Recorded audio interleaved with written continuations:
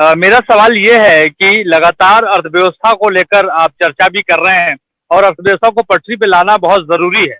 प्रधानमंत्री नरेंद्र मोदी खासतौर पर पीएम केयर फंड में पैसा इकट्ठा हो रहा है, बड़े बड़े सेलिब्रिटीज ने पैसा दिया है, आम लोगों ने पैसा उसमें दिया है। उसमें कितना पैसा अब तक खर्च हुआ? क्या कांग्रेस पार्टी इसकी डिमांड करती है, पूछेगी कि कितना पैसा इकट्ठा हुआ, कितना खर्च हुआ? और एक और सवाल छोटा सा इससे जुड़ा हुआ है कि लगातार आप लोग जो कह रहे हैं कि जो रेलवे का किराया है उसको लेकर आपकी जो संगठन है राज्यों की, वो लोगों की मदद कर रही है, चाहे अमेठी की बात हो, उत्तर प्रदेश की बात हो या दूसरे राज्यों की बात हो। लेकिन सरकार का कहना है और भारतीय जनता पार्टी का कहना है कि कांग्रेस राजनीति कर रही है, वो मदद नहीं कर रही है। नहीं, देखिए, ये आप मेरा प्रेस कॉन्फ्रेंस देखिए, इसमें मैंने कोई राजनीतिक आक्रमण नहीं किया। मैंने कोई आपने मुझसे पूछा, आपने मुझे बहुत सारी अपॉर्चुनिटीज दी, मैंने एक भी अपॉर्चुनिटी नहीं ली, क्योंकि मैं जानता हूं और समझता हूं कि ये टाइम नहीं है। ये टाइम मदद का है। फ्रैंकली बताऊं, हिंदुस्तान की जनता को दर्द हो रहा है, हमें उनके साथ खड़ा होना है, वो काम हम कर रहे हैं। आपका दूसरा सवाल क्या था? वो पीएम फंड। देखिए, जो मैंने कोविड ऐप के बारे में बोला वही पीएम फंड के बारे में बोल रहा हूं। उसकी ऑडिटिंग होनी चाहिए, क्लियर होना चाहिए किसने पैसा दिया, कितना पैसा दिया और किसको दिया। आप क्लियर कर दीजिए, ऑडिट कर दीजिए, कोई प्रॉब्लम नहीं। सर नमस्कार। सर, आप बार बार जो है डिसेंट्रलाइजेशन की बात कर रहे हैं। उस संदर्भ में आपको क्या लगता है, जो केंद्र सरकार का रुख रहा है अब तक राज्यों के प्रति, उसे आप कैसे देखते हैं? और जो प्रधानमंत्री की ये कोट अनकोट स्ट्रांग लीडर की जो छवि है, उसका संकट के इस समय कितना फायदा और कितना नुकसान हुआ है आपके नजरिए में? Thank you sir. देखिए, फ्रैंकली अगर आप मुझे पूछें, देखिए, प्राइम मिनिस्टर की स्टाइल है और वो उसकी जगह है, वो उनका तरीका है, उनका स्टाइल है। मगर ऐसी घटना में मुझे एक स्ट्रांग लीडर के बजाय बहुत सारे स्ट्रांग चीफ मिनिस्टर, एक स्ट्रांग प्राइम मिनिस्टर और बहुत सारे स्ट्रांग डीएम्स, बहुत सारे स्ट्रांग कलेक्टर्स चाहिए। मुझे चाहिए कि हम बीमारी को लोकल लेवल पे ही निपटा दें। हर लेवल पे बीमारी के सामने एक स्ट्रांग हिंदुस्तानी लीडर खड़ा हो, चाहे वो डीएम हो, चाहे वो किसान हो। मगर मैं उनकी स्टाइल है, वो अलग है, वो ठीक है। मैं आपको छोटा सा उदाहरण देता हूं। ये जो जोन्स बने हैं, रेड, ऑरेंज, ग्रीन, ये नेशनल लेवल से बने हैं। ये जोन्स स्टेट लेवल पे बनने चाहिए। हमारे स्टेट के चीफ मिनिस्टर्स हमें कह रहे हैं कि नेशनल लेवल पे जो रेड जोन है वो एक्चुअली ग्रीन जोन है, और जो ग्रीन जोन है वो एक्चुअली रेड जोन है। तो इंफॉर्मेशन स्टेट लेवल लीडर्स के पास है। तो जरूरी है कि जो हमारे जोन्स बन रहे हैं, छोटा सा उदाहरण दिया है, जो हमारे जोन्स बन रहे हैं वो एक्चुअली डीएम और चीफ मिनिस्टर के बेसिस पे बनने चाहिए। डीएम के पास इंफॉर्मेशन है, चीफ मिनिस्टर के पास इंफॉर्मेशन है, दिल्ली में ये इंफॉर्मेशन नहीं है। छोटा सा उदाहरण दिया। आज तक आपसे ये सवाल करना चाहता है, एक तरफ लॉकडाउन 3 में कुछ रिलैक्सेशन हुए हैं, इकोनॉमी को खोलने की बात की गई है और कई रियायतें सरकार ने बरती हैं। दूसरी तरफ ये तस्वीरें भी सामने आ रही हैं कि अस्पतालों में डेड बॉडी क्लेम करने के लिए लोग नहीं आ रहे हैं, घरों में मौत हो जा रही है क्वारंटीन में और कोई लेने के लिए नहीं आ रहा है। कि क्या आपको लगता है कि सरकार ट्रायल और एरर मेथड पे चल रही है? जो रिलैक्सेशन किया गया, इसको सोच समझ के करना चाहिए था। तमाम डॉक्टर अब जो है ड्यूटी पे नहीं आना चाहते हैं। दिल्ली के आधे डॉक्टर हरियाणा में फंसे हैं। तो एक स्वास्थ्य को लेकर बड़ी त्रासदी अनफोल्ड कर रही है। डेड बॉडीज क्लेम नहीं हो रही है, लोग डरे हुए हैं। तो जो मानसिक रूप से आप कह रहे थे सेंसिटाइज करने की जरूरत है जनता को, क्या आपको लगता है कि सरकार ट्रायल और एरर पर चल रही है और हजारों लाखों लोगों का स्वास्थ्य और जान जो है वो दांव पर है? देखिए, अगर फेयरली बात बोली जाए तो जिस सिचुएशन में आज हिंदुस्तान है, नॉर्मल सिचुएशन नहीं है। अब जो नहीं, कहां गई? हाँ, ये नॉर्मल सिचुएशन नहीं है जी। तो कोई इसमें नॉर्मल सॉल्यूशन नहीं निकलने वाला है। मेरा कहना है कि सॉल्यूशन है। अगर हम डिसेंट्रलाइज करें और इस लड़ाई को डिस्ट्रिक्ट लेवल तक ले जाएं, तो हिंदुस्तान सॉल्यूशन निकाल सकता है। अगर इस लड़ाई को हम पीएमओ में रखेंगे तो लड़ाई हारी जाएगी। तो प्राइम मिनिस्टर को पावर डिवॉल्व करना पड़ेगा। प्राइम मिनिस्टर को चीफ मिनिस्टर्स पर भरोसा करना पड़ेगा और चीफ मिनिस्टर्स को डीएम्स पर भरोसा करना ही पड़ेगा। और अगर हमने सेंट्रलाइज किया तो फिर कैलामिटी होने वाली है। मगर मैं आपको एक और बात बताना चाहता हूं जो मैंने पहले बोली। देखिए, लॉकडाउन ने सिर्फ हिंदुस्तान की नहीं, पूरी दुनिया की साइकोलॉजी बदल दी है जी। लॉकडाउन से पहले कोविड डेडली डिजीज नहीं थी। लॉकडाउन के बाद लोगों के दिमाग में कोविड डेडली डिजीज हो गई है। यह एक्चुअली गलत फहमी है। कोविड डेडली डिजीज है मगर 1% लोगों के लिए, और हमारा फर्ज बनता है कि हम उस 1% को पूरा प्रोटेक्शन दें और उनमें से एक व्यक्ति को बीमार ना होने दें। मगर हमारा यह भी फर्ज बनता है कि देश की जनता को बताना और समझाना कि 99% लोगों के लिए यह फेटल बीमारी नहीं है। यह प्रधानमंत्री को बहुत अग्रेसिवली करना चाहिए, हम सबको बहुत अग्रेसिवली करना चाहिए, क्योंकि आज हिंदुस्तान में, बाकी दुनिया में डर का माहौल है। और अगर हम लॉकडाउन को हटाना चाहते हैं, डर के माहौल को मिटाना ही पड़ेगा। नहीं तो आप सब कुछ खोल दो, कोई बाहर नहीं आने वाला है। तो मैं आपको भी, प्रेस वालों को भी यह मैसेज देना चाहता हूं कि आपको भी यह रियलिटी बतानी चाहिए कि 99% हिंदुस्तानियों के लिए यह डेंजरस डिजीज नहीं है। 1% 2% के लिए जरूर डेंजरस है। राहुल, रियलिटी सरकार से भी आई है। हकीकत ये भी है कि स्वास्थ्य मंत्रालय की प्रेस वार्ताएं लगातार अब पोस्टपोन और कैंसिल हो रही है। लगातार डबलिंग जो है वो उसका पीरियड कम होता जा रहा है और प्रेस वार्ता कम होती जा रही है सरकार की तरफ से। तो ऊपर से इंफॉर्मेशन नहीं आ रही है। ऐसे में मीडिया आगे क्या जानकारी दे, इससे और कियोस और पैनिक फैलता है। तो लगातार प्रधानमंत्री भी कर रहे हैं। मैं आपको अपनी साइड से बता देता हूं, फिर आप शायद माने ना माने। जितना आप इसको कम सेंसेशनलाइज करेंगे, जितना आप इसकी रियलिटी बताएंगे, उतना हिंदुस्तान को फायदा होगा। रियलिटी बड़ी क्लियर है। 1 to 2% के लिए डेंजरस डिजीज है। 95% लोगों के लिए, 99% लोगों के लिए ये डेंजरस डिजीज नहीं है। और ये जो माहौल, डर का माहौल है, इससे हमें निकलना ही पड़ेगा। और जितना जल्दी हम निकलेंगे उतना जल्दी हम नॉर्मेलिटी में जा सकते हैं। तो मेरी भी जिम्मेदारी बनती है, आपकी भी जिम्मेदारी बनती है, प्रधानमंत्री की भी बनती है।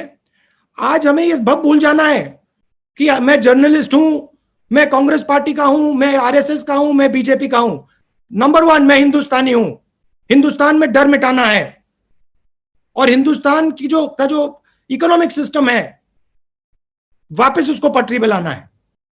राहुल जी, मैं आपसे पूछना चाहती थी जॉब क्रिएशन पर, क्योंकि बहुत सारे लोग बेरोजगार हुए हैं इस पूरे कोविड-19 की प्रक्रिया के दौरान। इनफैक्ट विदेशों से भी काफी सारे भारतीय हैं, 2 लाख के करीब भारतीय जो खाड़ी देशों से वापस आएंगे। तो आपको लगता है कि ऐसे लोगों के लिए भी एक रिहैबिलिटेशन पॉलिसी होनी चाहिए जो अपनी जॉब लूज करेंगे? माइग्रेंट वर्कर्स को हम देख ही रहे हैं। तो ये rehabilitation plan in terms of their job opportunity post कोविड-19 आपको लगता है एक बड़ा चैलेंज है? और जहां जॉब क्रिएशन जब होगा, जब स्मॉल एंड मीडियम इंडस्ट्रीज में कॉन्फिडेंस आएगी और इंजन स्टार्ट होगा।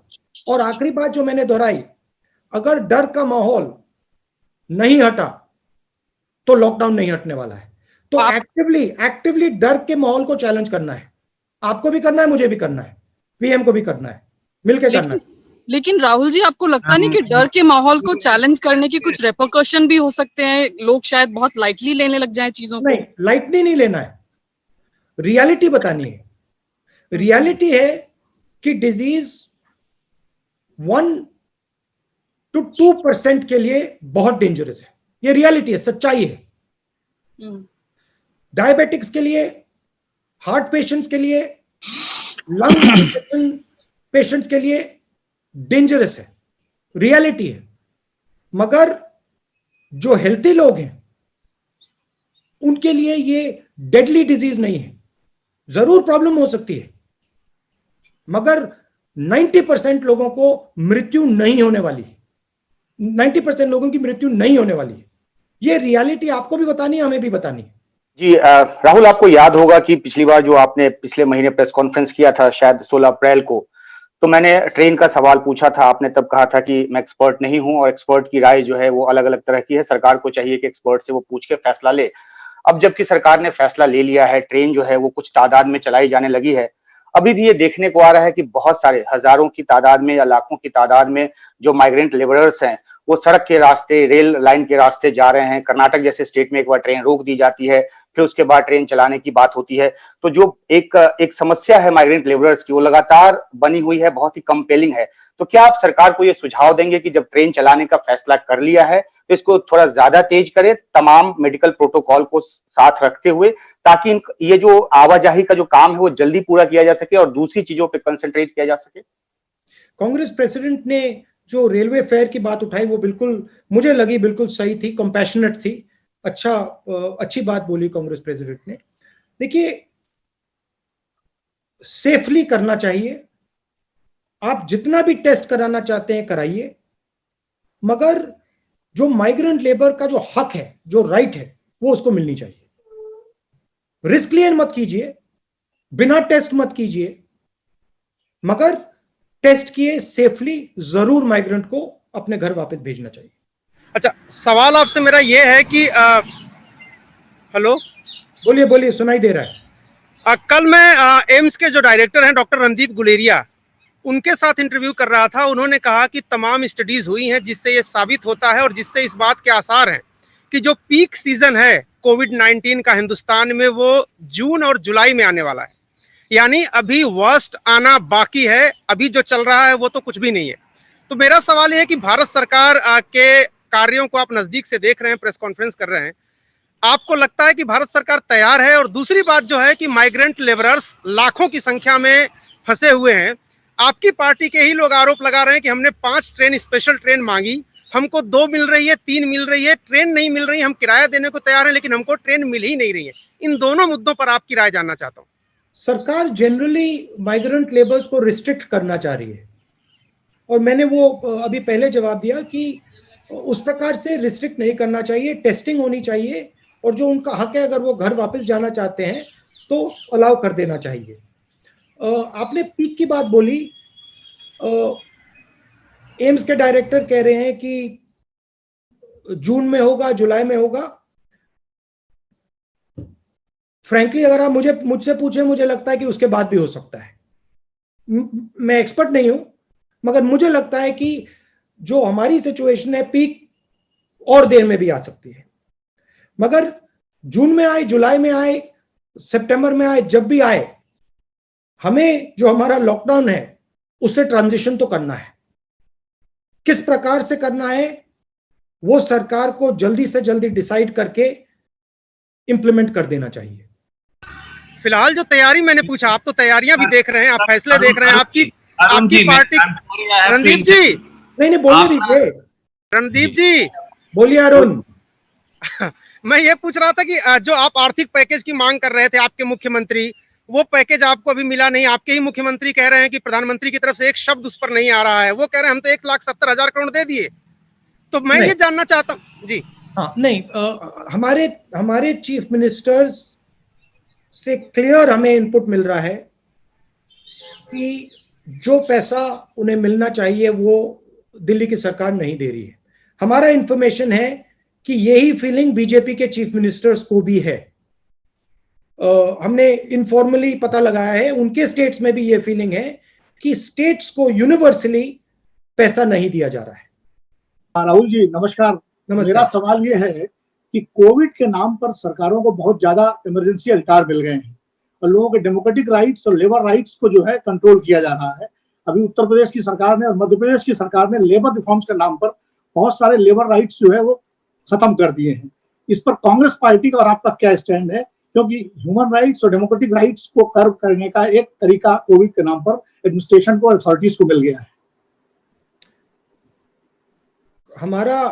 हमारे लिए कॉन्स्टिट्यूशन सुप्रीम है और कॉन्स्टिट्यूशन में क्लियरली लिखा है कि हिंदुस्तान को किस प्रकार से चलाया जाएगा, क्या रूल्स होंगे, क्या अधिकार दिए जाएंगे लोगों को, और हम उन अधिकारों को डिफेंड करेंगे। जरूर इमरजेंसी सिचुएशन है, कोविड बीमारी और जो लॉकडाउन है इमरजेंसी सिचुएशन है, मगर ये जो एक प्रकार से कानून बनाए जा रहे हैं ये परमानेंट नहीं होने देंगे। मतलब इनको सिर्फ मैं आपको बता देता हूं, देखिए हमारी बात नहीं है जी। अगर कोई सोचता है कि हिंदुस्तान की आवाज को दबाया जा सकता है तो हिंदुस्तान उसको समझा देगा, कोई भी हो। तो हिंदुस्तान की आवाज को नहीं दबाया जा सकता है, उसमें तो मुझे पूरे कॉन्फिडेंस है।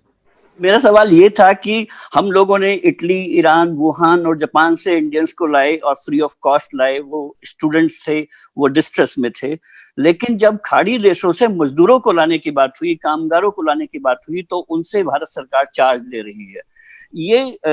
ये कहाँ तक उचित है? गलत है। सब हिंदुस्तानी एक हैं, सबको एक ही ट्रीटमेंट मिलना चाहिए। और अगर हम लोगों को ट्रांसफर करने की बात करते हैं इस सिचुएशन में, सिर्फ हमें एक चीज चेक करनी है कि वो मेडिकली चेक्ड हैं, हाँ या ना। अगर मेडिकली चेक्ड हैं, सेफ हैं, तो उनको ट्रांसफर करने की कोई प्रॉब्लम नहीं। इस खबर को अभी लाइक करें, शेयर करें और ऑनलाइन न्यूज इंडिया की सभी खबरें अपने मोबाइल फोन पर सबसे पहले देखने के लिए अभी चैनल को सब्सक्राइब करें और घंटी जरूर दबाएं।